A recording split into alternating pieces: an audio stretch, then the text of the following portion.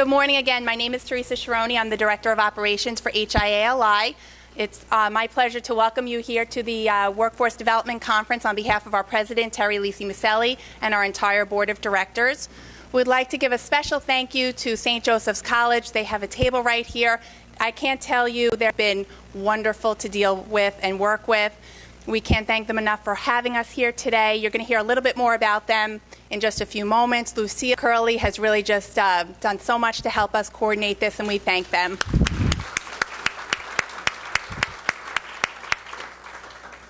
Would also like to thank Nick Anastasi. He's the Assistant to the Commissioner of Suffolk County Department of Economic Development. Welcome. Thanks for being here. Just a couple of quick announcements before we start our program and hear our executive breakfast speaker.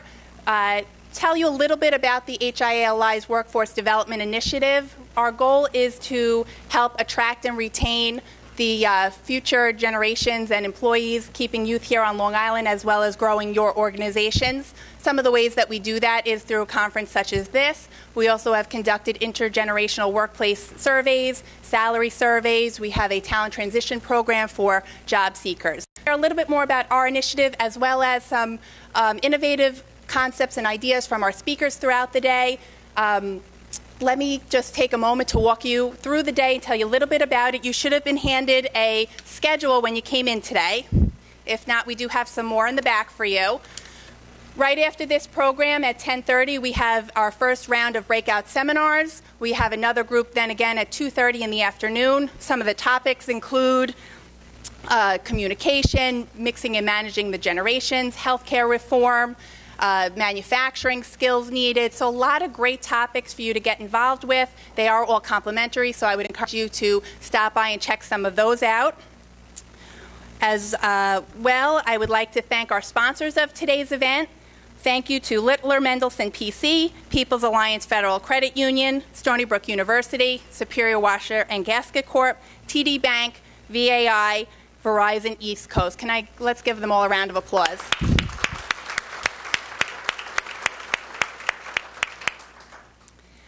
So I would also now like to take a moment to invite those sponsors up here to speak for a moment, tell us a little bit more about what they do. So when you hear your name, if you could please join me up at the podium. John Bauer from Littler Mendelsohn, Erin Ray from People's Alliance Federal Credit Union, Karen Oakes from Stony Brook University, Kevin Milletti of TD Bank, Bob Wormatag from VAI, and Chris Veccarelli from Verizon. Thank you, Teresa. Very briefly, my name is John Bauer. I'm a partner in the law firm of Littler Mendelsohn. Littler Mendelsohn is the largest labor and employment law firm in the country. We represent employers exclusively.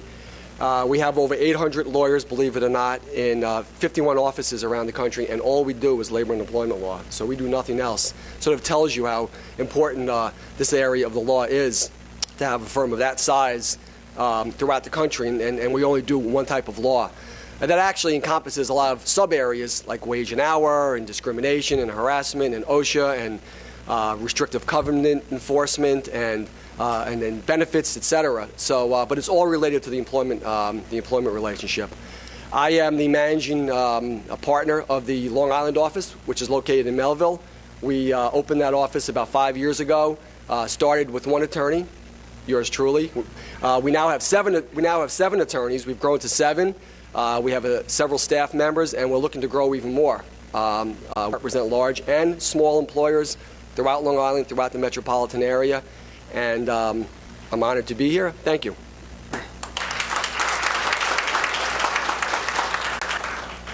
Good morning. My name is Karen Oakes. I'm the Assistant Director of Stony Brook's Corporate Education and Training area. We are in the Office of Economic Development.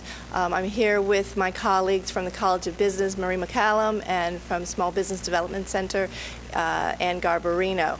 We're thrilled to be here. We have a long history of working with the HIA. We also have a long history of working for the workforce boards. Our goal is to have programs, both credit and non-credit, to keep folks on Long Island, to keep folks' training and skills up and relevant. We've worked with the workforce boards over the last 3 years. We've actually trained over 700 people, unemployed folks, who've gotten training through through the workforce investment boards, over 40% of whom have transitioned themselves back into the marketplace with project management training, with business analysis training, with LEAD, with green building. So we offer a number of programs to really help folks. We have a very active advisory board, and they're kind of our ears on the ground, and we take our marching orders from them to put programs together. So have a wonderful day.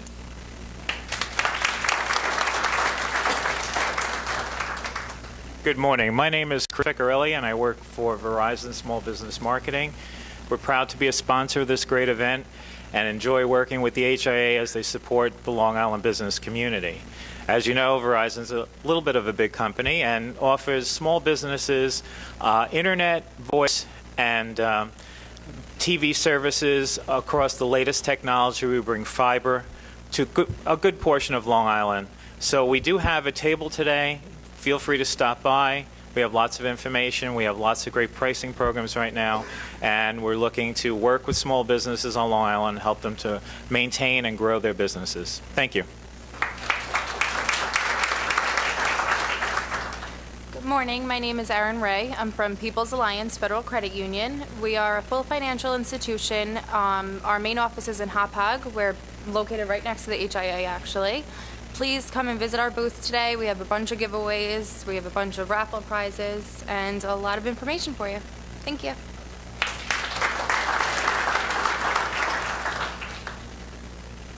Good morning, Kevin Maletti. I'm store manager of the Hauppauge office at TD Bank, America's most convenient bank.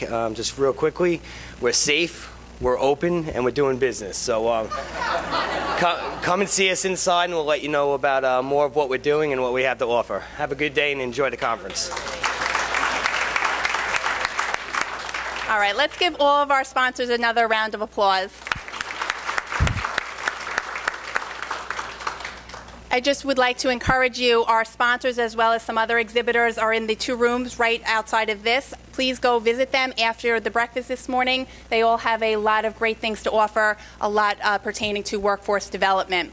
Also just wanted to mention, back in this room at 12 o'clock is our executive luncheon talking about the future of youth on Long Island. We have Dawn, president of DJS Events and the founder of Long Island Elite, who will be speaking, as well as we'll be awarding several $1,000 scholarships to HIA members, employees, children who are staying here on Long Island at their college or trade school. So I invite you to come back and join us at 12 in this room.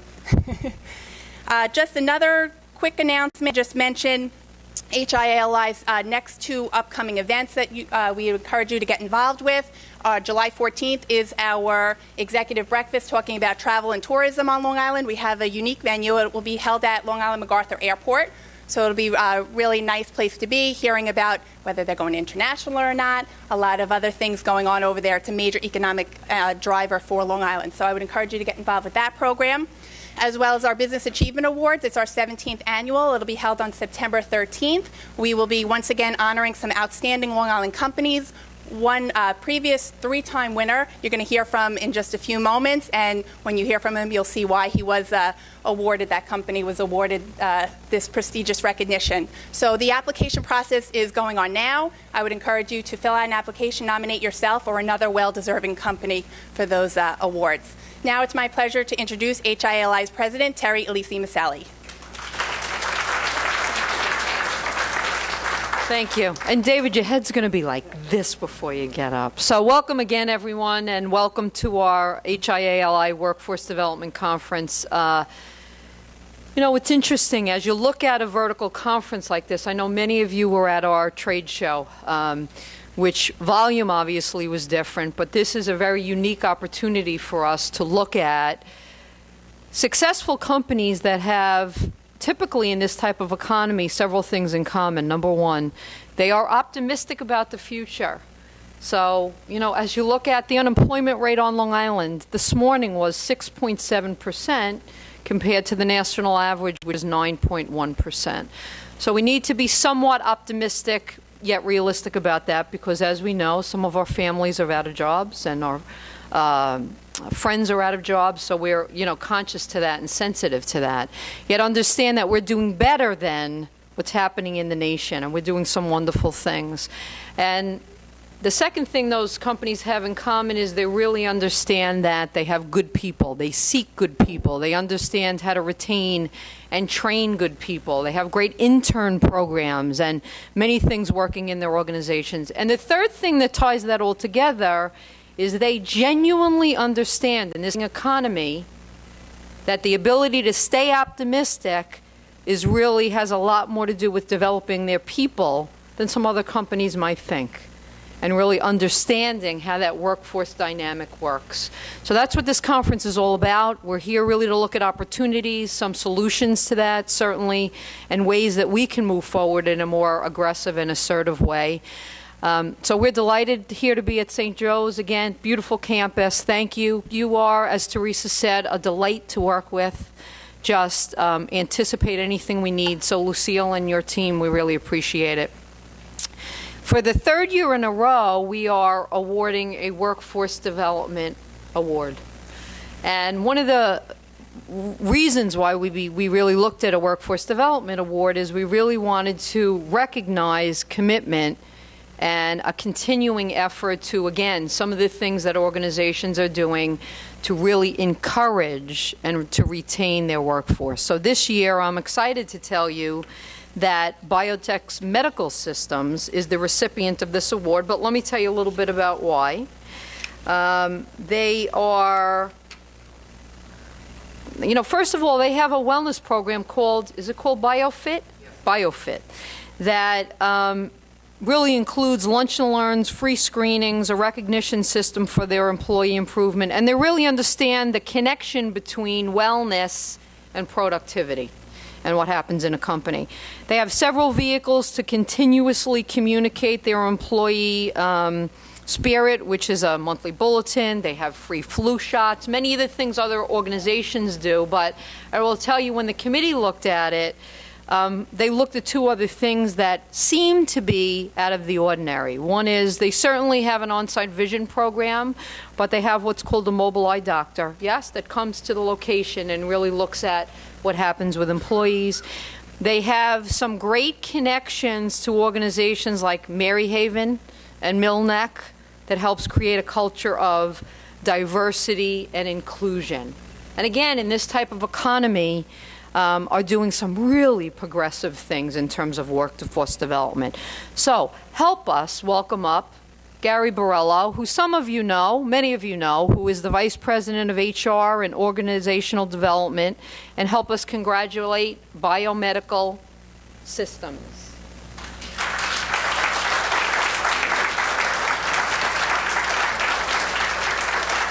Congratulations. Thank you. I'll give you this piece. Okay. I have nothing prepared, so sit back and give me 2 hours. No. Hello, everybody. Hi, David. Really, just I want to say thank you to the Hapag Industrial Association. I want to absolutely recognize my colleagues that are here today, my partners in crime, the entire executive team, as well as my HR partners in crime. Certainly is a recognition of the company, not of me. And for all of you in the audience that know me as 2 Cent Gary, hello and good morning. And hi, John. I don't think that we're doing anything unusual, but at the same time, I guess in these trying times, we're trying to make sure, under the leadership of our fearless leader, James Reese, the CEO of the company, that we continue to invest in the employees, whether it be benefit programs, whether it be recognition programs, wellness programs, providing services to employees. We realize that we all believe optimistically things will turn around and things will get better, and we need to continue to make sure that we're investing in the most valuable asset we have, which is the staff, the people. So I think that's why we're receiving this recognition. I appreciate it very much. Thank you. Oh, God. Not under the light.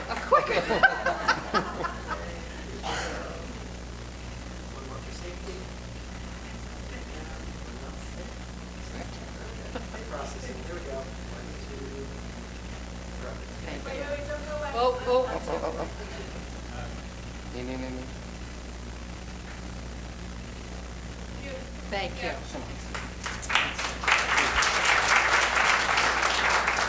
And thank you for your patience through the picture-taking process. So I'm delighted now to bring up, again, a representative from St. Joe's College who will be talking a little bit about what they do and also introducing David Friedfeld, the CEO of Clear Vision Optical, who is our keynote speaker. Because I don't have the opportunity to introduce David, I have to very quickly tell you how much we adore him. I don't know how else to say that without gushing with pride, and I'm giving you a reputation to live up to, yes. He is just his organization is a great example of what to do right for employees. So need I say more? But let me introduce Gigi Lamans. She is the Associate Vice President for Management for St. Joe's College. Thank you. Good morning, everyone. It's my pleasure to welcome you here today to the 13th Annual Workforce Development Conference. As Terry said, I'm Gigi Lamans, the Associate Vice President for Enrollment Management here, and on behalf of our President, Sister Elizabeth Hill, it really is my pleasure to welcome you all here to our campus. I know that many of you are familiar with St. Joseph's College, but indulge me anyway. We are the highest rated private institution on Long Island, according to U.S. News and World Report and Forbes magazine. This is a distinction we are very happy about. But also, happily, we are also the private institution with the lowest tuition on Long Island as well. And this is part of our mission to keep our higher education studies here affordable and accessible to particularly our Long Island community. We have approximate enrollment of 5,000 undergraduate and graduate students. I know that we're best known for our programs in education, elementary education in particular, but we also have wonderful imposters in biology, business, accounting, marketing, criminal justice, speech, recreation, psych, computer science, and many more. New this year is our certification program. It's a program that we're hoping we will be able to partner with many of the folks in the business community. Activities outside the classroom here foster leadership skills and the establishment of lifelong friends, which I also think is a very important part of higher education. And by the way, our students graduate in 4 years here. Very, very important. And our graduation rates far exceed other institutions, particularly larger institutions. We have Division III athletics and incredible sports facility, abroad programs, honors programs, and so on. But as I mentioned before, a very, very important part of our mission is maintaining our affordability and at the same time providing a quality education and a wonderful student life experience. So that's St. Joseph's College. I have the honor this morning of introducing our executive breakfast keynote speaker, and it really is an honor. I had the opportunity to listen to our speaker, who was featured on a program called The Growth Strategist, which was on the Voice America Business program. I really learned a lot and enjoyed listening to how we faced some difficult challenges head-on, navigated through the transitions brought about by necessary change, took strategically thought-out risks, and moved his business forward. Our speaker is David Friedfeld, CEO of Clear Vision Optical, which is headquartered right here on Long Island in Hauppauge. Clear Vision Optical is a leader in the eyewear market with an extensive portfolio of distinctive sunglasses and prescription eyewear. Clear Vision Optical's collections are distributed throughout the United States and throughout at least 40 countries internationally. They've been a leading designer, manufacturer, and distributor of quality eyewear for over 60 years.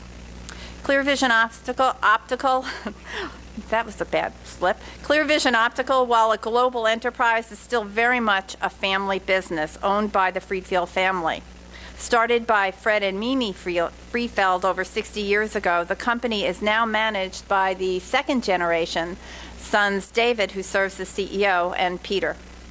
The Clear Vision are prominently noted on their website, and I really feel worth mentioning because I think this says a lot about our guest speaker, who places such great emphasis on his clients, on the community, and on his staff. Clear Vision, our mission, to grow and develop our business and culture with the express goal of making a meaningful, positive impact on the lives of our customers, employees, business associates, and community. Our vision, to become a model company of business excellence in our marketplace and local community, and to set an example for our children. Our responsibility, to make each day better for someone else. Our business, to design, produce, and distribute premium eyewear and sunwear products to eye care professionals worldwide. Our values, to treat everyone with respect, fairness, and dignity in every daily opportunity. And they have stayed true to this core ideology for over 6 decades. David Friedfield has been working in his family business for over 25 years and have seen it through some various changes, intense competition within his industry, shifts in the economy, and much more. Today, he'll speak to us about creating a corporate culture that wins from a CEO's perspective. It's my honor to ask that you please welcome David Friedfield.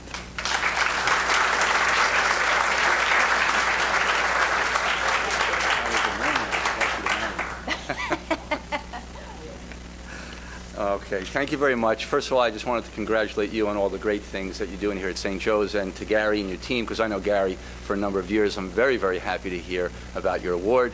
I want to also thank everybody here today, because this is the first time I'm going to do this exact speech. So we're all going to learn from each other, because I've already taken notes. I met Ellen Cooper person outside, and I said, that's a good idea. I got to work that into the speech. So I'm going to take notes. If I do that, that means I've recognized that, and it's additive. I also want to take off my jacket if I can, and if you want to take off your jacket, that's great. Perfect. And remind me, because I will forget, why I put this on, and I wear it every day at work. So at the end of the speech, if you say, David, tell us about that again. If I forget about it, I'll tell you why I wear it. Let me think. Back when I was a teenager, so it's much more than 20 years ago, 40 years ago, we all started working. You get 14 years old, you get your work papers. And one of my best friends, I grew up in Merrick, one of my best friends went to work for a place called Sweet and Slim. Now, Sweet and Slim, you probably don't know about it. It's out of business, and it wasn't in business a long time. But it was an ice cream place back when all ice cream was fattening, and so Sweet and Slim was a great place to get diet ice cream. And Michael went to work there, and that was his first job. My first job was working for my dad. Michael went to work there, and week after week after week after week after week, he would complain about everything. First I thought it was Michael, and now looking back at it many years later, I realized it was the culture of the place. So as a young kid, you don't want to get called on a Thursday saying, don't come to work today. You don't want the boss to scream and yell at you. You don't want mixed signals. You don't want to see prejudice in the workplace. Whatever it is that you don't want to see as a kid, that's what Michael was seeing. It wouldn't surprise you, and I thought about this morning, to learn that Michael had nicknamed the work operation not Sweet and Slim, but Sweat and Slime. That would be what we're talking about this morning. That's all about the culture of the place. And rather than asking you to stand, and I sometimes do stand up and then sit down if you ever worked at a place that resembled that, I've done this type of talk in numerous places, and I can pretty comfortably say that most people in this audience, most people in the country, have worked at a place where the culture wasn't what they expected, or it wasn't a place for them to be comfortable. And it wasn't because of them, it was because of the individual place.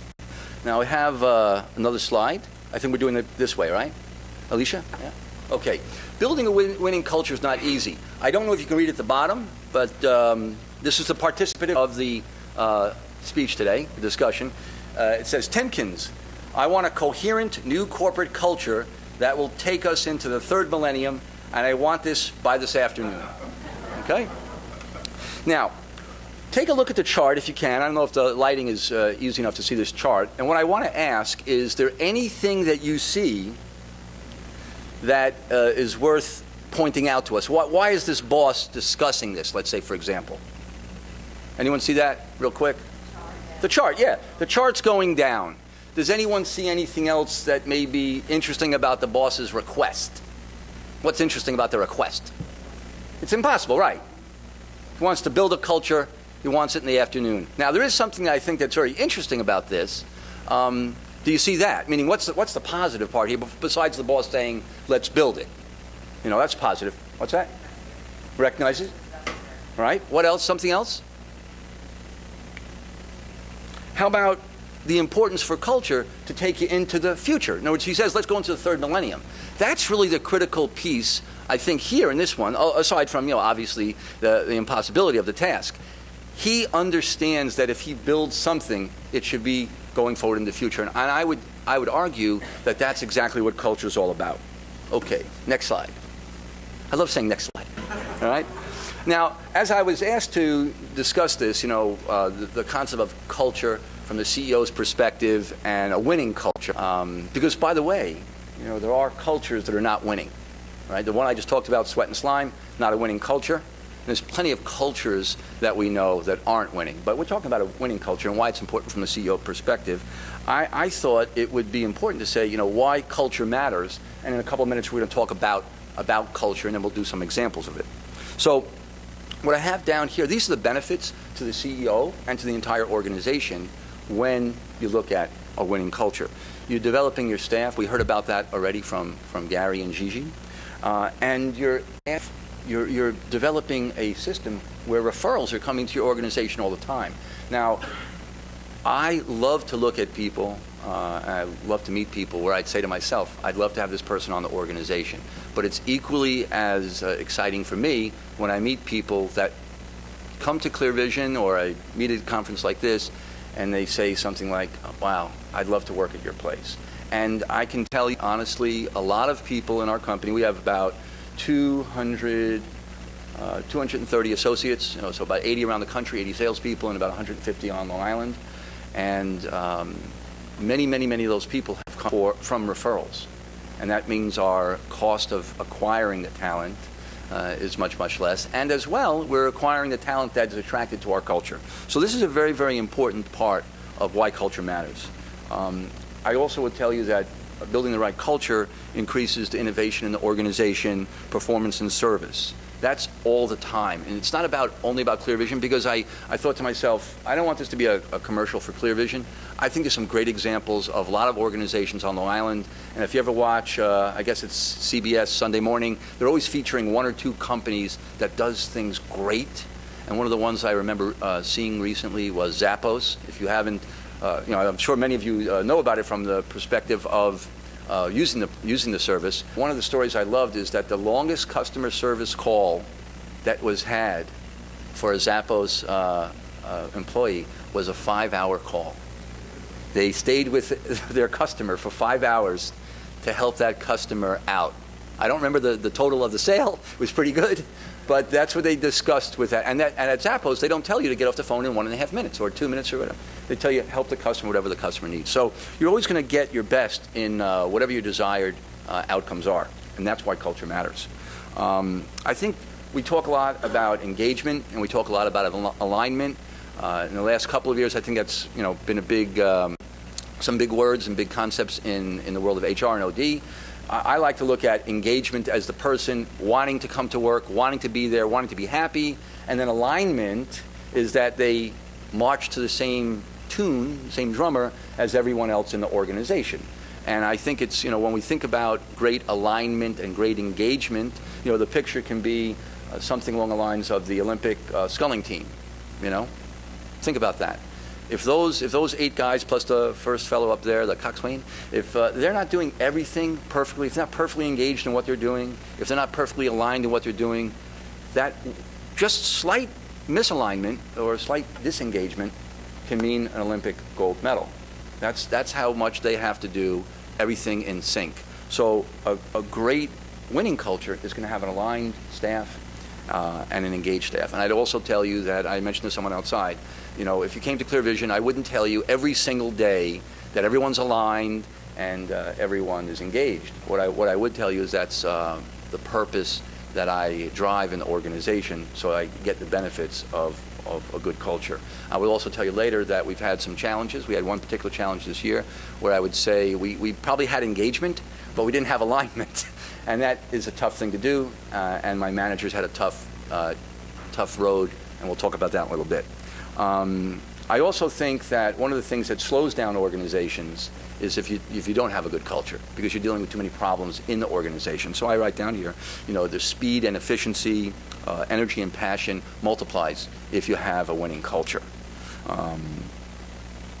your staff turnover, for example, just as a point, will go down. I have some friends, I know of a competitor that had a 40% turnover in their business on their sales team on an annual basis. Think about the cost of acquiring and training, and think about the customer service issues. And clearly that was sending a message to everyone else in the organization about the value of their employees, and it was a very big cultural statement. Now there's a new president there, this, again, company in my industry, is about 5 years now, and it's changed pretty dramatically to where the turnover is much, much less, and the results of the organization, which was flat for many years, has gone up. So you can see examples, again, of why culture matters. Okay, next slide. Okay, a couple other points here. I would say that culture is the glue that holds an organization together. I'm going to use an example that we'd all be comfortable with, our families. So it amazes me, it shouldn't amaze me, and I'm not making a comment on anybody's family in the room, but it always amazes me when I meet people that say, you don't speak to my father, or I don't speak to my father and mother, or I didn't know you had a brother. Yeah, well, what happened? Well, he moved out 20 years ago, he lives in Texas, and I haven't seen him since. That is the opposite of the glue that holds a company together. So I look at culture as something that's in your family, in your organizations, in your religious places of worship. It's something that's very, very obvious, and if you have a good culture, if you have a winning culture, it's the glue that holds people together, and it also gets you through a lot of problems together. So that's why culture matters. I also think having a winning culture gives you a competitive advantage. So again, I gave the example of the high turnover rate. That's a challenge. There's another business I know here on Long Island in the high-tech business that had a 65% turnover in their engineers, not for a good reason, not for a good reason. And it was because the president of the company really was sending awful messages to a lot of people, created a horrible work environment, and mine. And I said, and he runs a profitable company. So I said to him, can you imagine what would happen if you changed the messaging for your engineers? I mean, you're an engineering firm. How is it you can turn over 65% of your engineers annually? And we worked on it together, and he was able to change that dramatically, and he was able to open up 2 or 3 other additional offices because of that. He was spending way too much time in his one office hiring people. So again, culture matters. It gives you a competitive advantage. I think the last thing I wrote down here is that it motivates people to do the right thing, and they know why they're doing it. I am consistently amazed, and I'm very proud of the staff that we have at Clear Vision, but I'm consistently amazed when, and I shouldn't be, when good things happen. Now, it's not because I believe that that people are average at Clear Vision and that we're going to get average results, because I do have a high standard. But when a lot of right things happen, it means that what we're doing at our company, the culture, works. So I'll give you a quick example of 2 things that I think are very, very interesting and meaningful to me. One of them just happened yesterday. If I think about this, today's Wednesday or Thursday? Thursday. Tuesday, sorry. Happened Tuesday. Wednesday kind of went like that. Happened Tuesday, and if some employees from my company weren't here, I would actually lie to you and tell you that I already wrote the thank you letter. But since the employees are here, the thank you letter didn't go out. I will tell you, if you come to my desk, it is on that bottom part of the Outlook where you can drop it down and then pick it up later. It's shrunk down. So there is something that's halfway written, all right? We invited somebody in to the company, actually met them at another HIA event. See, the culture forces me to tell the truth. Or get called on it by the carpet by my employees. Get somebody into Clear Vision to look at what we do, and when they came in, they were smiling. This guy was smiling, and I came in just a little bit after him, and he said, Valerie, some of you have called our company, you've spoken to Valerie, and Valerie's been with the company almost, I would say, 14 years, and at other companies, they would probably call her the director of first impression or something like that, and some people might call her a receptionist, but Valerie's heart and soul of entering our building or taking that first phone call. And this guy says to me, Valerie's fantastic, she's so friendly, she asked me, can I get a cup of coffee, et cetera, et cetera, et cetera, and we started talking a little bit. He said, and out in the parking lot, when I was coming from the car, into the building, 2 people said hello to me. And I thought to myself, you know, is this, I mean, and he says, and because he was there to discuss, you know, what's going right at Clear Vision, what can we learn about the culture. So part of what we did, and it is in that book, you know, Who's Your Gladys, we ask people, if you're walking around the building, you see somebody that's not one of your employees in the building, and even if you're employees, you know, say hello, say hi, smile, engage. And here it is at, you know, 8:30 in the morning, our staff is living this with a stranger that comes in. And throughout the entire tour that I took them around the building, everywhere we went, and it wasn't planned, people were saying, hello, hi, how are you?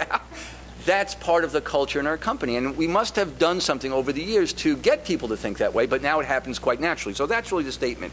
And they know why they're doing it. It's not just they do things right. They know why they're doing it. It comes very naturally. Okay? Let's see. Next slide. Now, what is culture? And I think that, again, can be defined in a lot of different ways.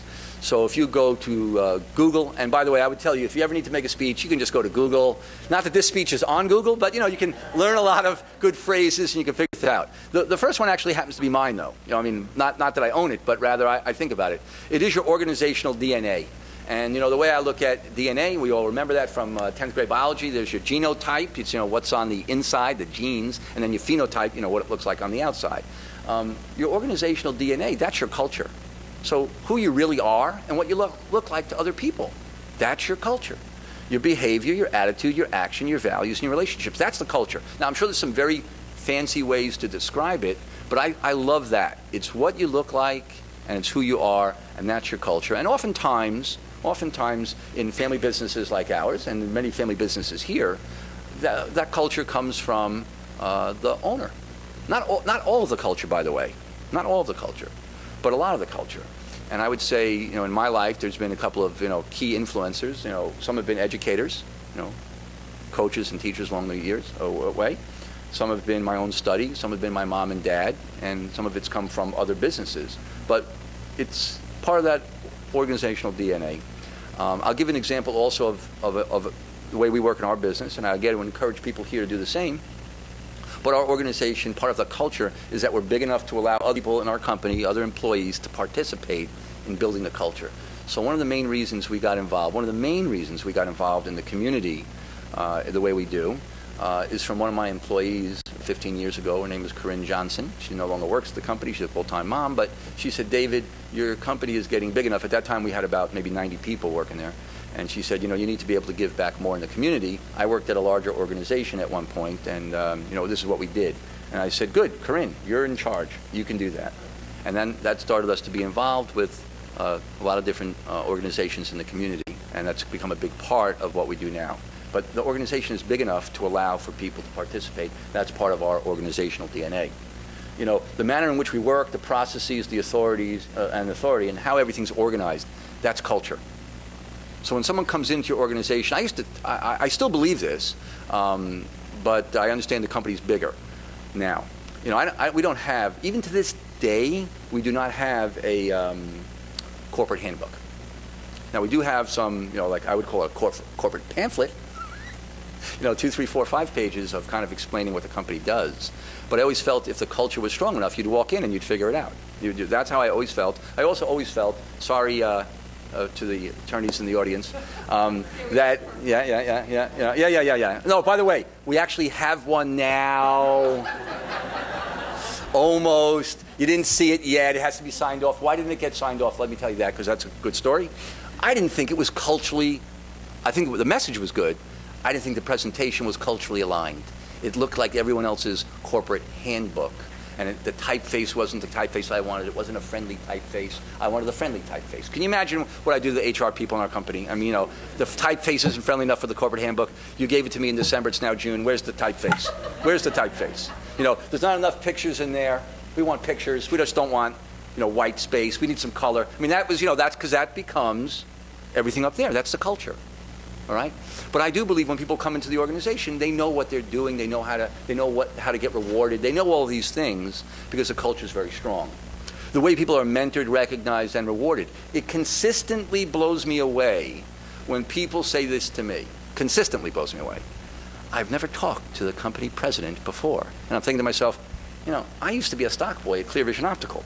That's what I used to do. I mean, I did the same job that everyone did in the organization. I did every single job as a little, before teenager, before the working papers and the working papers. And even when I came to work there, by training, I'm an attorney. So as I tell you, when I practiced for about a minute, I came to work at Clear Vision Optical. I was almost 29. And what did I do? I was unloading inventory for $200 a week. 1985, $200 a week. I worked 70 hours a week. I told my dad I was below him for that reason. He said, "You're exempt, right? You're an exempt employee. You're an exempt employee, right? You're an exempt employee, all right?" So, very, very, very, very important. Understand that people should be able to speak to the president. The president's not special, When I hear things, and I hear this again from the staffs around the country, "Gee, we never heard from the president of this other company I work for." I said, "You got to be kidding me," because I leave voicemails almost weekly for the sales staff. Yesterday I spoke to 3 different salespeople, and I'm not the chief sales officer of the company. What they consider it is of an open channel to the president. I make sure that the CSO in our company, chief sales officer, understands I'm not stepping on his toes. And as part of our culture, that works. Because in another place, he might think, "Gee, why is the president doing my job?"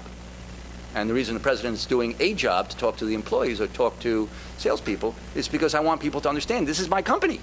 You're supposed to be able to say this unfiltered. And yesterday, the fellow that I spoke with from Colorado, he kind of apologized at the end. He said, "I know I hammered you pretty hard today." I go, "No, you hammered me hard. I took notes. I know what I have to do, and we'll take care of that stuff." All right? Okay. What else do I got up here? Traditions, rituals, heroes, customs, taboos, and language. I made a note that if you want to get a really good picture, again, in addition to the Olympic sculling, just think of an Indian tribe, Native American tribe. And we always talk about it, tribal culture. That's what this stuff is. The traditions, rituals, heroes, customs, taboos, and language. And I tell people in my company, think about it as you belong to that, you belong to the Navajo tribe. And this is what goes on in the Navajo tribe, right? This is how people work here. This is what we expect. This is all this kind of stuff. And when you don't do it right, and you can remember this from your movie days or your books, they actually say to the person, "You're going to have to leave the tribe." So I guess that was the best way they fired people back then. They go, "You're going to have to leave the tribe. You can't live in the same teepee as us. You kind of got to go outside, go over there, and figure it out. You can come back, but you got to work this way." All right? And some people left the tribe and never came back. That wasn't the place for them. But that's what this stuff is. Sometimes it's oral, sometimes it's written, but it's really what goes on there. And I think that's an important way to think about culture. So let's go to the next slide. Let me take a peek at the time. We're doing well. Okay, creating a winning culture. I think that that was what Terry asked me to speak about. I think that takes so much work. So much work. Because remember, the culture is either going to happen with you purposefully, or without you. So in the case of, Sweat and Slime, that gentleman didn't take any effort to match the culture. And my guess is that he didn't care. I remember going there, as a guest or whatever, a customer, but, I don't know, I didn't really know the owner the way my friend did. But my guess is they didn't purposely do it. And then there's the guy like Zappos that'll purposely do it. Make sure that I'm going to build a winning culture. Another great culture that I love, and it's a wonderful example of everything I'm talking about, as far as it being a benefit, from the CEO's perspective, is Southwest Airlines. And the funny thing about Southwest Airlines is, they're relatively small airlines when they started in 1971. They only operated in Texas. And now they're one of the largest, airlines in the United States. But one of the things that they were very consistent at, when no one else could do this. No one else could do this. Remember, they're a low-cost airline. They were able to make a profit year after year after year when everyone else in the airline industry couldn't make a profit. And it's because of their culture. There's a great book out written called Nuts. It's probably about 10 years old now, I'd guess. That talks about their culture. When Southwest came to Long Island, I happened to be at the Wyndham. I don't think it's called the Wyndham anymore, on Exit 57. I think it's something else. But they were doing all the interviews there that day. And the place was mobbed with people, going for interviews. And I remember reading in the Nuts book that part of the thing they do at Southwest Airlines is they interview for your sense of humor. Because if you've ever been on a Southwest Airlines flight, sometimes people are popping out of cabinets, or they're saying something like, well, the pilot just got his license, but don't worry, he seems to be under control, right? Or get out of that seat, you're only 14 years old, you can't drive the plane. So they've taken their culture to an extreme, right? That's really not what you want to hear on a plane, but that's part of their culture. We like to have fun a little bit. And so they interview for a sense of humor. And then what they tell people is, if you don't like it here, and if we don't like you after 4 months, we're going to separate. But you should know that. They tell them right in the interview. You have 4 months to kind of prove yourself, but they interview for a sense of humor, because that's important in their culture. All right? Requires doing many things correctly, purposely, and consistently throughout the organization. I think this is one of the toughest things for a lot of people to understand in the organization, because as Ellen and I were talking for a minute before, she mentioned to me that there's always a selfish aspect to an employee in the organization. I would agree with that. And there's also obviously a selfish aspect for the CEO and owner, and then all the managers. And one of the things that I challenge everybody all the time in our organization is to remember they have to be consistent. Because that's what builds the culture. I am sure there are there any other strict parents left in the audience besides myself? Because I'm an unusual person. I'm strict. I still punish people. I still have curfews for my 23-year-old son who has his own job and lives outside of the house. Right? So I still have curfews, right? Is there anyone else like me left? Or is it, because I know Long Island got soft a long time ago, No, not too many tough guys? Okay. Well, the toughest thing I had to do this year, I don't mind sharing it with you. My youngest son, it's always, the youngest son always gets, or the youngest daughter always has it the easiest because the other one's going through the tough. They're all in college, they're away, they're moved away, and you got that young guy, and you and your wife are sitting there going, man, we don't want to deal with this anymore. We got to discipline everybody. Let's give this guy a pass. And that's usually what happens. At least that was my experience with my youngest sister, because I was the oldest, and she definitely got the pass. I've had to discipline my son throughout the year. He's 18 years old. He's a good kid, very, very good kid, a lot of fun. But he got into trouble a couple of times, things that would break our culture, the family culture, and he knew it. Now, don't tell anyone, right? Because some of you probably know my wife. I didn't even tell my wife some of the things that he did.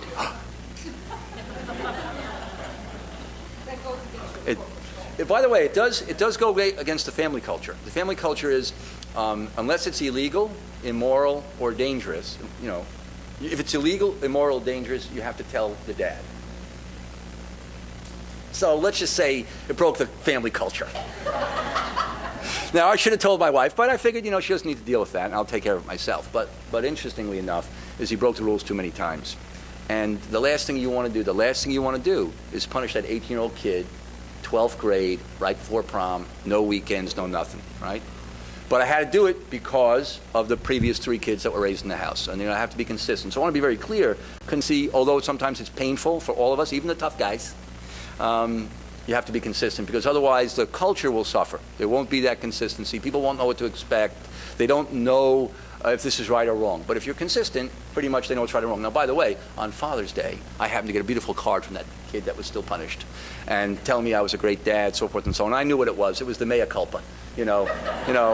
Dad, I really, please unpunish me before July. Please unpunish me. What else we got here? A winning culture results in an enhanced experience for all the stakeholders, more alignment, more engagement, and more success. And I think that's part of it too. I think what I'm learning as a CEO that's also in transition in the business, because I've been there 25 years. One of my goals was to have different people run the organization. When I was 50, I'm 54. So I would say I'm not quite there yet, but the executive team in the company runs the business, primarily runs the business. And I would love to see that it, runs the business completely, so then I can go and do different things. Not different things, moving away from the business, but taking on different responsibilities in the business. So I think if you create this winning culture, allows your executives, your senior executives, to run the business the way that you would like, again, from the CEO's perspective, and then everyone else is benefiting along the way. That's, I think, the greatest benefit of creating a winning culture. Okay, next slide. Okay, now here's something that I wrote down, and you know, when you look at those speech writing books, you know, they'll say something like this: make 3 points, so somebody can remember. You know, 1, 2, 3, and you're gonna tell them, and tell them again.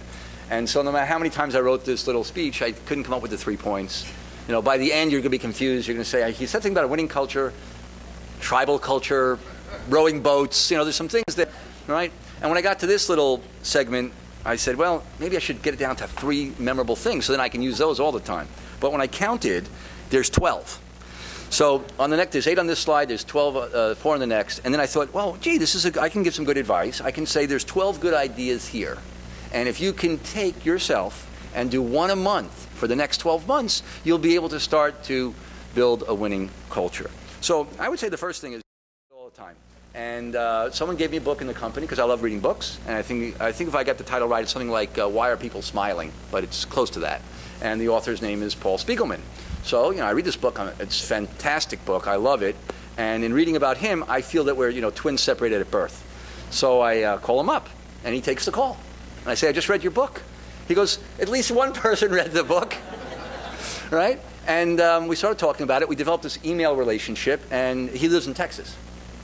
And we're not in the same industry, totally different. But a lot of things that were similar about us. And I said, do you ever get up to New York? He says, yeah, I go on occasion because we have business up there. So when the next time you come to New York, I'd love to have dinner with you. So we go into the city. We're like on a blind date, right? On a blind date. Really, I mean that. And we were so excited. We didn't even want to. I didn't want to say we didn't want to go to bed together because that's not really what was happening. But you know, none of us wanted to leave, is what I wanted to say. You know, I was there. I got into the city at 7 o'clock. We thought a little business dinner. By 11:30, they said, "Hey, gentlemen, we're closing the restaurant. You know, you have to leave." And it was like 2 lost friends. It was very interesting, and we were very open with each other. And we've become friends since then. And we share a lot of good information about what we're doing in our company. All right? So always be a student. You're going to learn a lot. I would say higher attitude and cultural fit. The biggest challenges I've had, and I know we all have had this, is when we have to ask somebody to leave the company, and many times it's not the performance. You know, it's not actually what they're doing. It's how they're doing it or who they're impacting. And that is so critical. So at Clear Vision Optical, we have a it's very important to us that people have what I call attitude, culture, and chemistry. You have to like the people you're working with, the chemistry. You have to have the right attitude, positive, so forth and so on, upbeat, and then culturally aligned. You have to understand what's right here and what's not right here. And oftentimes, we see some fantastic people in the interview process. We don't hire them. So I'll give you an example, just again, of a fantastic guy that we didn't hire. He's got all the right degrees. He has, you know, the master's degree. He has this thing, that thing. He works for the best companies. And somewhere in the middle of the interview, he uses the F word. Right? No, he's dressed beautifully. He's bright and everything. I'm ready to hire him. In my head, I'm ready to hire him. It's for a senior position in the company, and he uses the F word. So I don't think anything about it. 5 minutes later, he uses it again. 5 minutes later, he uses it again. 5 minutes later, he uses it again. Now, probably in a locker room, probably okay. No problem, because that's a different culture. So we took a break, and I purposely didn't say anything for a while, purposely. And I took a break, and I went outside, and we both got a cup of coffee. And then casually, we started talking about sports and stuff like that, which I know nothing about, but I thought I would, you know, engage him somehow. And he loosened up a little bit, and I said to him, by the way, you know, you just interviewed with Nancy Bernard. She's one of our on the executive committee. And I said, did you use that same language with her?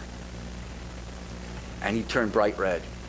And we started talking about it, and I realized he's not my guy. You know, he was trying to, you know, buddy up to me, or he was trying to use a certain language that he thought would get with me, but he was going to be dismissive to the women in the organization. And I knew that. I understood that. So you can't have that in my organization. Now, other organizations, it might work, but in my organization, couldn't. So that's an area where a very well-qualified person, just in that interview, and it wasn't, by the way, it wasn't because I was offended. I wasn't blushing. But that just gives an example of certain things that happen you got to look for in the interview. If you don't think it's going to work in your organization, and it's in the interview, and the guy's great, you got to walk. Remember, your staff is watching. Best lesson I got from one of the employees in the company was as I walked by and didn't say hello to her. And she stopped me and kind of, again, it shows you what kind of organization is if the president of the company can get chastised by an employee. And she told me that. And basically she said, you say hello to everybody else, you didn't say hello to me. Now, the truth was, she was right. But as often is the case, and I think there's a number of CEOs in the audience, and obviously executives in the audience, we're walking around sometimes and we're just doing like this. We don't even say hello to you, but we say hello to you. We don't even think what we're doing. And she said to me, it gives me the impression that I'm not important. Remember, your staff is watching everything you do. It's a very high standard for the executives. It's a very high standard for the CEO. But if you do things wrong, they see that. The things I'm recognized for is I didn't park in the HOV area of our company, even though I was the president, until I got my Prius, because you're allowed to park there with your Prius or your HOV stuff. All right. Now, there are other people, maybe with the same last name, that park in the HOV area. And we have to remind those people, moms, dads, and brothers, that if you want to set an example for people, you can't be parking in the HOV lane. And my father, who's 84, usually just starts laughing. Runs into the building and starts laughing. But again, in our culture, people accept that because they say, it's Fred. It's Fred. But they wouldn't accept it if it was me. It's a very difference. And we try to have that to be understood. Effective communication is a two-way street. This, I think, is important as well in building, in building a culture, because the culture can't just, you can't just spit out to people. You have to always be open for feedback. And the example I just gave from one of my employees, you always have to be open for feedback. You always have to be listening. Again, from the CEO's perspective, from the manager's perspective, even when you're wrong. I think the biggest takeaway that I had last night, and again, a secret, for those of you who, I'm not one of them, but those of you who like to manipulate your employees. So the biggest takeaway I got from the conversation last night with Tom Gillespie was, he said, I just want to thank you for something. I said, what's that? He said, you admitted a couple of mistakes. Now, I'm telling you honestly, when you're caught with a mistake, why would you hide it? But there are a lot of cultures that would hide the mistakes. I said, Tom, we blew it. We blew it. He goes, good. Just wanted to know you blew it. And I said, Tom, you can tell everyone else in the organization we blew it. And because, what are we going to do about it next year? We're going to change it. All right? So communication, two-way street, got to be open for feedback, got to be able to have a dialogue. One of the big lessons I've had in the last year, I don't work this way, but I work with a great guy named Steve Lackameyer. Again, some of you guys might know him. Steve is a great executive for us. What Steve wants is an opportunity to be heard. He doesn't want to always be right, so to speak. He doesn't always want to have it his way, but he wants the opportunity to be heard. That, for me, is always strange, because I think to myself, no, the whole purpose of talking is to get your way, not to just talk. But Steve, when I have to disagree with him, he always thanks me. And he says, just thanks for letting me have that opportunity. And there are many times in our discussion that I do agree with Steve, and we move in that direction. So communication has to be a two-way street. Have your stump speech always ready. This, again, is something I picked up from somebody else. Be able to tell people in your organization, drop of a hat, why your organization is a good organization, where it's going, why it's going there, what kind of people will take you there, what's the benefit to working there. You should be able to say that from a perspective that makes a lot of sense. You shouldn't have to think about it. And I would also tell you that I'm a student in this for 25 years, so when I first learned this from somebody else, I had to say to myself, okay, I got to remember these 4 things. Why is our company a good place to work? What do we do? Where are we going? Why is it important? It was very hard for me. But after a while, if you consistently develop that speech, you're able to use it anywhere you want, and mostly with employees. Employees have to understand what the CEO wants and where the CEO is going. That becomes important. Create balance and pace. For most CEOs, especially people that started a business, this is probably the hardest one, because we're always running at 100% speed, and we may not be paying attention. And I know I've spoken to a number of you in the audience here too about having a family-friendly environment. Family-friendly right now is harder to do because each of us has less money. And I always tell people, the person that was in our office the other day has a 40-hour week, right? Think about this, a 35-hour week, and they pay their employees for 40. because they pay for the lunch hour. Now, I haven't heard that in a long time for, I mean, I'm talking not, for the non-exempt employees, for the hourly people, they pay them for their lunch. And the person was talking to me and said, we're having a tough time because now we've been doing this for X many years in our organization, but, the profits are tougher and we may have to actually tell people we can't pay you for your lunch anymore. I was flabbergasted because I'm the kind of guy that would love to say, hey, look, if we could pay everyone for 50 hours a week and you work 35 and we got our work done, I'd be the first guy to say that. I would love to do that because that also means that I, as the owner of the company, I must be rolling in the dough. So I'm happy to give it to other people if I'm rolling in the dough. But the truth is being family friendly is tough. And I know all of us are being challenged by that right now. I would say, and we'll talk about a couple of things, I would say it's still important to do the best you can, again, if you want to build a winning culture. So the balance that we're talking about is in work and home.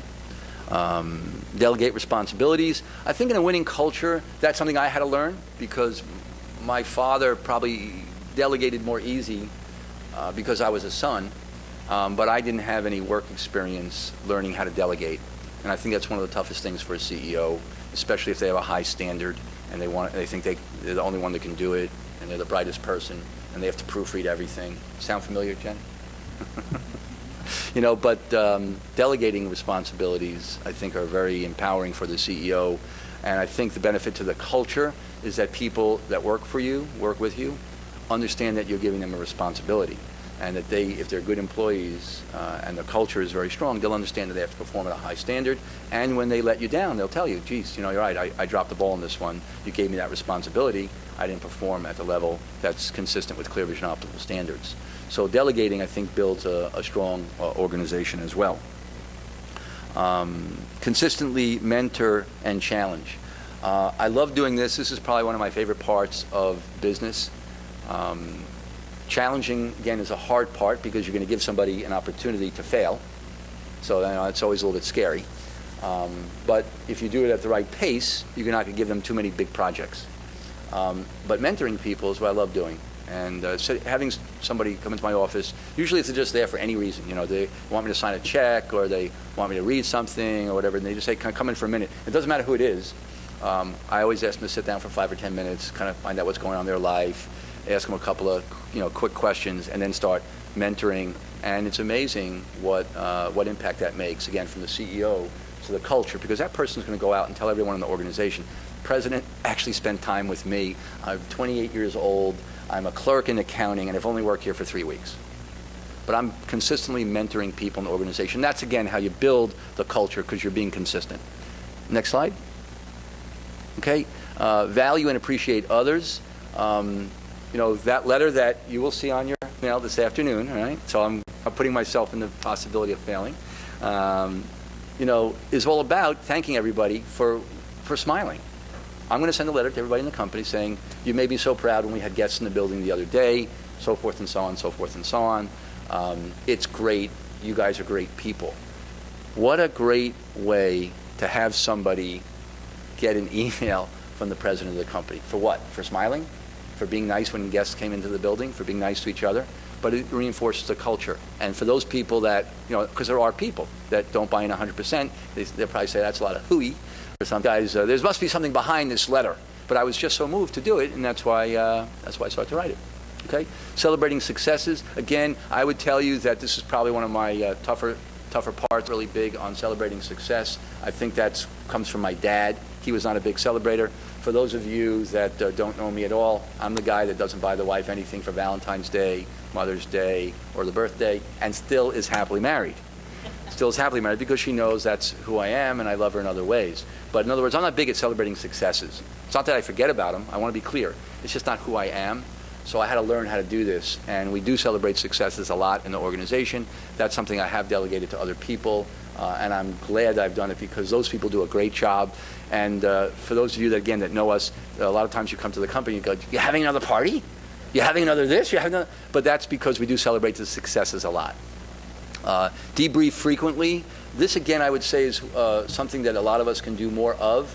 I'm speaking from personal experience, but I know that a lot of people don't have the time to do this. When things go wrong, I would encourage you to take it apart pretty quickly And believe me, almost everything goes wrong on a daily basis if you're paying attention from the CEO's perspective. You know, things are going to go wrong. Take it apart. How did this happen? Not whose fault is it.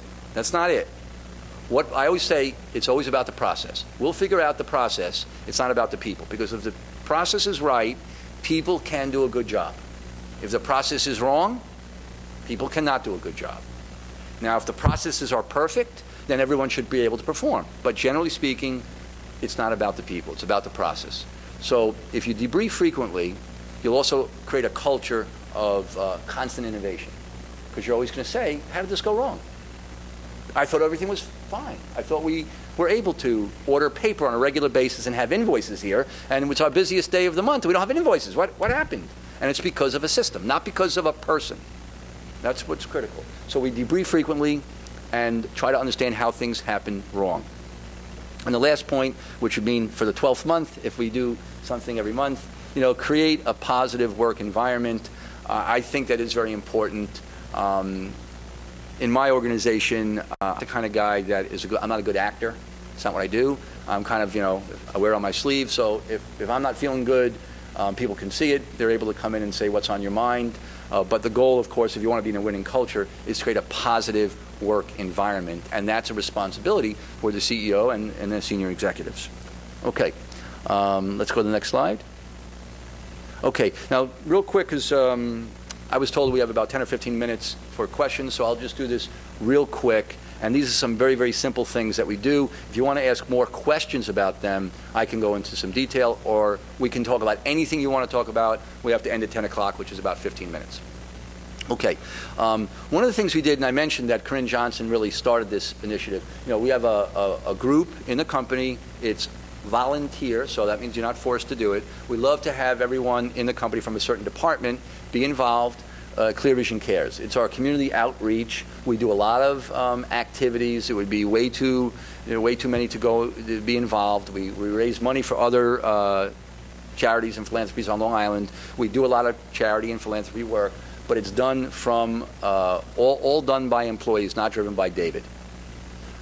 One of the things that we do is we let people do it on our hour, so they don't have to stay after work. They don't have to do it on their own time. They don't have to come in early, and we do pay them for it. So that means, you know, at 4 o'clock every Tuesday, if that's the day the committee meets, they go and meet and they do the activity. And the goal is to be as involved as we can, within reason, within the community. And what we see that does is it builds a good esprit de corps, non-work. So, you know, probably one of the times I like the best of the year is in and around Christmas time, because we have 2 or 3 things that are pretty cool. And one of the things, so you may have seen it, is, you know, the Christmas tree with a little sticker on it, I guess, or a little name on it. And we work for a couple different charities where we get gifts for those children that aren't able to afford having gifts. And everyone in our company is, again, volunteer basis, takes one of those tags and gets a kid a gift, whatever the gift says. But I like that a lot, not my idea. And that's why I'm trying to say it. You know, just got to allow your culture to grow and develop from other people's ideas. The CVO internship program, I hope I have an opportunity on a different day to talk about internships, because I've loved this topic, and I just want to give a plug for it. We have something that is very official now. I'm very proud of it. Again, I didn't do it. I started some of it. In fact, Gary and I talked about it years ago. But it's really a great part of our business now, and I think it's a wonderful way for us to not only help young kids on Long Island get real work experience, but it's a great way for us to attract and retain talent in the organization. And it also brings a lot of young people into our company. And God forbid, we're not like those people in the New York Times. We actually pay our interns. We pay our interns. It's not a free summer like my daughter did last year at a big fashion house. I can't tell you the name. You know, so go to work for free. And of course, you know, that's talk about a DOL opportunity in the future, right? Not paying people for work doesn't really jive. But we have a great program, and we do a lot of things. It's very organized. We have 3 semesters. We have a summer semester, a fall semester, and a spring semester. We work with lots of different colleges on Long Island, and during the summer, obviously, kids can come from different places. There's no, what's the right word, nepotism in it at all, except the fact that my kids work there. But that means you actually have to interview for the job. You have to interview for the job. In talking to my daughter last night, because she is working in the internship program this year, she said to me, Dad, I really don't like this one thing we're doing. And I said, what's that? And she says, you have to join a Facebook club for the interns. It's kind of dorky. And what's interesting, and she said, I don't want to create a LinkedIn. I said, you're an art history major. You're going to be graduating in a year or two. You're going to be looking for a job, and LinkedIn is going to be a great opportunity for you. And we have to teach you how to use Facebook. So when people come to our internship program, they actually go to class. They are taught how to make a resume, how to interview, what LinkedIn is, how to use Facebook, what not to put on Facebook, so forth and so on. I teach a course every semester for a book. So we read a book together, and it's a class, something like we're doing now, kind of a little discussion. And they get a chance to meet every one of the executives in the company, and that executive tells their story and how they came there. So it's a very, very, very official internship program. And in fact, we have one of the interns here today, Charlie. And they'll create their own, I want to call it they'll do a pamphlet, they'll do a video about their experience. So it's a really great thing for us. And if you go to our website, cvoptical.com, you'll see a little bit more about that. But if anyone wants to learn about it more, I can talk about that in a Q&A, or you can come over to Clear Vision. We could talk to you more about it. Or Jen Trachtenberg, who runs it, would be able to talk to you on the phone. But I'm very, very proud of it. It's a really good thing. We've out of the internship program, and I'm very disappointed if I can't hire somebody good. Meaning if I don't have room in the organization for somebody that just went through it. Half of the people there are also in a master's program. So that means it's not like we're hiring high school kids. These are real serious people that are in master's or in college. WWFD, what would Fred do? That's my dad, Fred. So, yeah, I guess there's other ways you can look at it, right? Yeah, WWFD. What would Fred do? We try to create an organization that has people think like owners. And that's one of the biggest challenges for CEOs. How do we get everyone to think like us so that when they see something wrong or they want to innovate, that they're able to do it? Because CEOs do it because they own the place or they're the president. They're the guy in charge. But we've created this, and we track it, and we talk about it. We have a goal this year to create a $1 million differential in our profit because of this. So either we're going to increase sales or decrease costs or create some efficiencies to the tune of $1 million. And Steve Blackheart, who's in charge of the program, along with Jeff Inamisoli, tells me we're going to make it, mid-year. Yesterday, nothing excites the CEO more to walk into an office of one of the execs, and this happened yesterday. The person said to me, I just got a $168,000 order. And that would be normal if you're in the sales department, but this person's in customer service. Right? And I want to be clear, the order could have been for $16,000 or $160,000. It just happened to be a very big customer for us. This was an extra sale that I actually have our customer service people working on with a particular customer that needs certain things. Not the sales department, not my brother, because my brother runs this account, but the customer service group. She was so excited, and I said, that's great. And she goes, and that's going to put me over the top on my WWFD, what we call OFI, Opportunity for Improvement. So I'm going to be over the top now. I'm going to get an extra sale into the year. I didn't even tell Steve about that. But, that's something that's all about. Get everyone in the organization excited. Wellness Week, we heard Gary talk about that a little bit. We do Wellness Week twice a year. We've actually had people, skin cancer screenings, have had people thank God things worked out fine, but need to go to the doctor, blood pressure, diabetes, a whole bunch of things. What came out of that is a Weight Watchers program, a walking program. So we are very committed to this. It's very, very important. It's a lot of fun. The carpool program, we did get a grant from New York State a number of years ago to create carpool. And they paid us money for carpooling. Of course, not us personally, but the people that were carpooling. And after it was done, the question becomes, well, what do we do? We got all these people carpooling, and now we don't have any state money. So we actually started to subsidize it ourselves. And that kept us carpooling to a very, very big degree. And I think that's a good thing that we do, and a good thing for Long Island, of course. Employee education, we believe in that. We track it. That's something that I always say to people we're not doing enough of. Our goal is to have 100 hours a year per employee, which would, if you think about it, it's 2 hours a week. We have education on the company, on your career, right? Your career in the company, your job, and such things as yoga, financial management, bullying in schools. We bring in speakers, elder care, stuff like that. So it's not only about something that will benefit me personally, but I do believe an educated employee group is important. And last but not least, internal surveys and focus groups this is how we got into that book, Gladys, because we do a lot of surveys for our customers, a lot of surveys to our employees, a lot of focus groups. We take that information because everyone tells us really what's right and what needs to be improved, all right? And then we work on what needs to be improved. So it's a constant way that we grow the organization. And we take it very, very seriously, very seriously. I think that's the last slide, if I'm not mistaken. Yeah. An organization's key to long-term success is in its ability to build and maintain a winning culture. I should have put down there thank you and my email address and the website, but, I can give you a business card and you can get all that. So I just want to say thank you for letting me do this. Let me have a good time.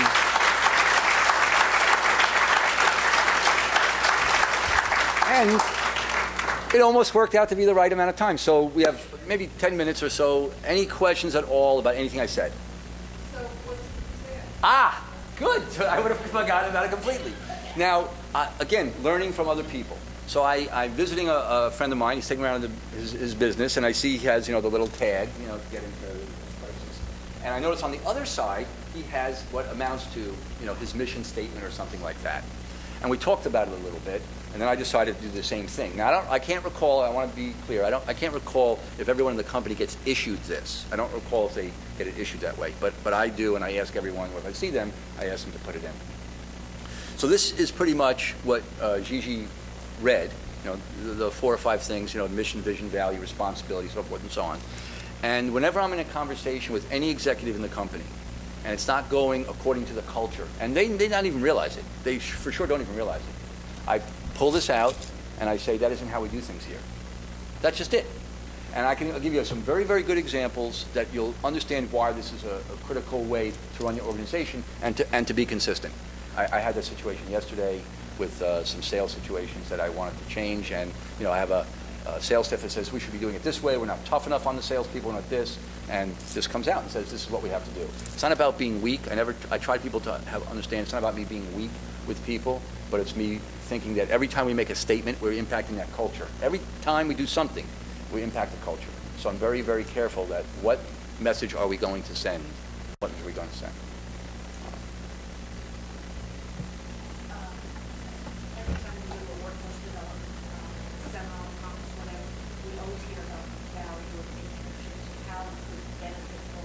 Oh. Your company gets it. Why doesn't the other 90% of Long Island get it? What is that discussion about that prevents those companies, whether they're one person office or 100? Well, I'll talk. I can talk to that point. It's very interesting. I want to make it. I'll make it dollars and cents interesting. Right, dollars and cents interesting. So we choose to pay people. Right, we choose to pay people. What we pay is $10 an hour. Now. When it happens, because I try to make it happen as best we can, we also want the kid to get credit. So think about it as if the kids, and we fulfill all the paperwork. So if the kid can get credit, in most places they will never pay you if you get credit, because that's part of a standard. But we don't want the kid to work for free, and it is very expensive. And that is one of the things that sometimes the other guys on the executive committee say, we're silly, we're paying these people, and they're getting credit. But I don't want it to be any other way. So that's number one, that's part of the culture. But let me answer your question as to why other people don't get it or what the benefit is. It's the least expensive way to get unbelievable talent. Why wouldn't you want to hire Connie Tedesco, who's a top student in the accounting program at Hofstra University with a 4.0, going to work at Arthur Anderson whatever the companies are, not Arthur Anderson, KPMG next year, right? She's working at KPMG. Steve worked at Arthur Anderson, that's why it's on my mind. KPMG, and she'll come in and do accounting work for you for $10 an hour. Why would you want to do it any other way? Now, that's not to say don't hire a regular employee, because we don't do it that way.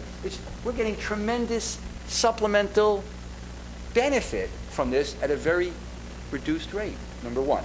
Number two, not Connie Tedesco, but Maria Velasquez wanted to be in fashion. She has a degree from, I think I want to say it's FIT, but it may have been one of the places on Long Island. She gets a chance to work for us for the same money that she could work in the city. She wants to stay on Long Island.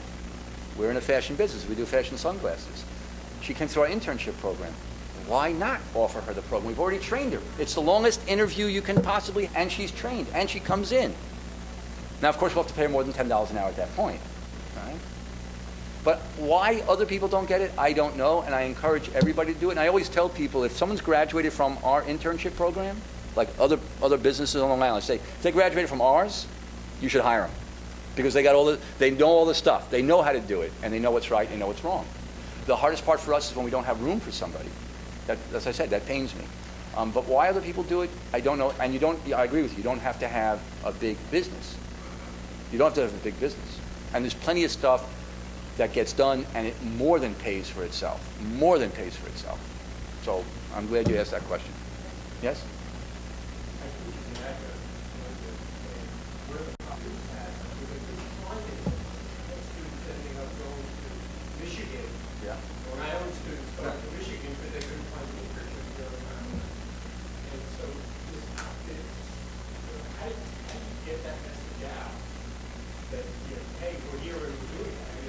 Well, we actually, I can't, I'm certainly happy able to chat with you afterwards, but I know that we have relationships, I won't say with all the colleges on Long Island. I won't say that. But I know that we should, so I'm guessing that we do. And we always post what internships we have available, and we interview for this, and we start early. So one of the things that's tough is, if a kid comes to us in June and says, I'd like an internship, we've already finished that by March or April. And then for September now, we're looking now to get people lined up. We also, you can only be in the internship program realistically for a year because it's full education. But if we like you and we need you, you can then come to work for us as a part-time employee while you're going to college. And we have a couple people that do that too. And I actually said that we have to pay those students more because there's more valuable to us. They don't get the $10 an hour. So that means 5 minutes, or that means you have to raise your hand?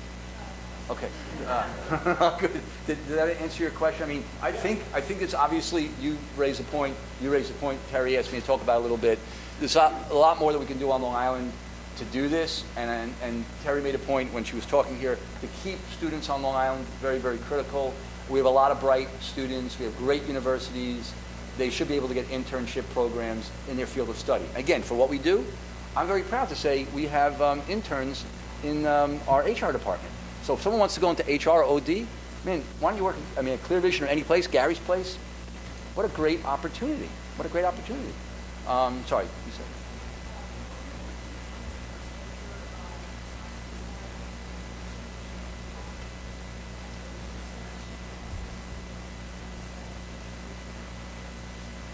Our selection process would be very similar to what I discussed before. So there's got to be a cultural fit. Right? It's got to be a cultural fit. Attitude, culture, chemistry, and then we can look at skills, ability, and talent. So when a student comes in, and by the way, you have to have a minimum of 3.3 GPA. So as much as I'd love to say that if you're a bright kid when you're 3.0, we have to start using, we have to separate people. So that's what we believe, that if you're getting a 3.3. That you're engaged, you have a B+ average, you're engaged in the university, you're an engaged person. So that's where it starts. There is an interview process. There are resumes. There is no favoritism. Of course, people say, okay, well, like my cousins have the opportunity, but we only have 12 opportunities. You're one of 12. That's how it works. You don't get there just because your cousin, your daughter, your cousin, or your niece is there. I don't do the interviewing, so I can't tell you what the interviews look like. But I do know that we interview the interns the same way we interview everybody. I don't know, Jen, have you been involved in any internship? Okay. But very much a serious process. I can say that. Ellen?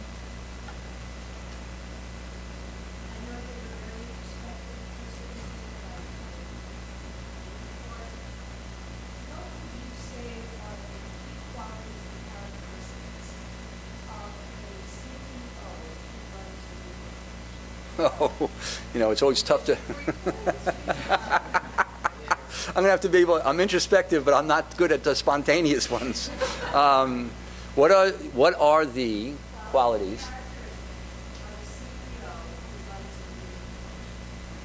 Well, I think one thing that Terry mentioned is important. You have to have a positive attitude. And to be able to overcome challenges. I didn't talk about it today, but I will tell you that the bigger our company gets, the more complex it gets, and the more challenges we have. And I will be very honest by saying there are times that I don't think that I'm able to do it. And those are very frightening times for me. Personally, in the introspective part, I don't like being there. But again, thankfully, I have people around me that are able to bolster my confidence at that moment. But I would say, what's important is you have to have a very positive attitude. I think the second thing that a CEO would require is to have a vision of where they want to go. There's that famous quote from, I guess, Alice in Wonderland. They say something like, if you don't know where you're going, any path will do. You remember that? I think that's the Mad Hatter that says that to Alice at one point. Somewhere she goes, if you don't know where you're going, any path will do. So I think a CEO has to have a vision of where they want to go. And I think certainly in response to your question, they have to believe in the culture that they're creating. They have to believe in that. That's why, again, I do wear this because it reminds me that I wrote this personally. It took me a long time to write this. I gave a lot of thought to it, and this shouldn't change. The culture shouldn't change. The culture should be able, as we said in that first slide, to get us into the third millennium because we all believe in it. So I think a positive attitude, belief in their own culture, vision for the organization, and then I would say some version of an accountability type of thing, personal accountability and corporate accountability. So setting a standard and then working towards the standard. I think those would be four things that come to mind. If you asked me tomorrow, I'd probably say something different. But, it's not in my head. But it's a good question. I'll write it down, my answers now. That's it. If there's, I think there's a break now. Yes. Thanks a bunch. I just want to make two comments.